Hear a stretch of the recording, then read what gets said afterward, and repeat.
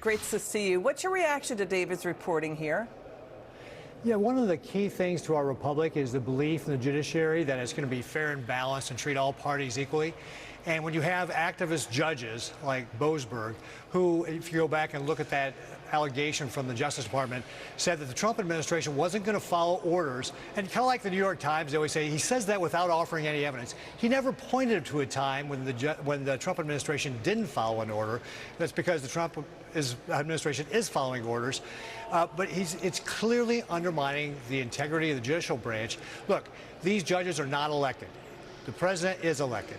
He gets to say things that judges don't, because the judges are in a different branch of government. They have a different role. And this judge is stepping outside the bounds. And I'm really glad that this administration is taking steps to try to rein this back in. These activist judges are being complicit with the liberal activists who are filing all these cases. I mean, there's been something like 40 or more, nationwide injunctions against the Trump administration in just these first 6 months.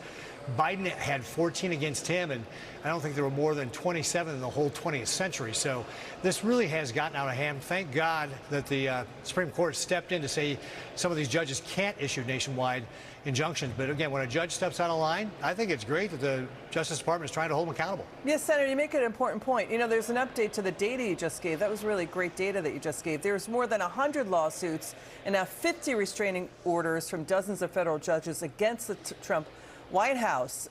So this is basically Judge Boasberg ahead of time, before any of these court orders, before any pushback from the Trump White House. He was basically showing his bias to the U.S. Supreme Court Chief Justice, John Roberts, saying, well, Trump officials, they're going to push back on us. So that is the issue, that before any of this action took place in court, he revealed his bias early on. Is that it?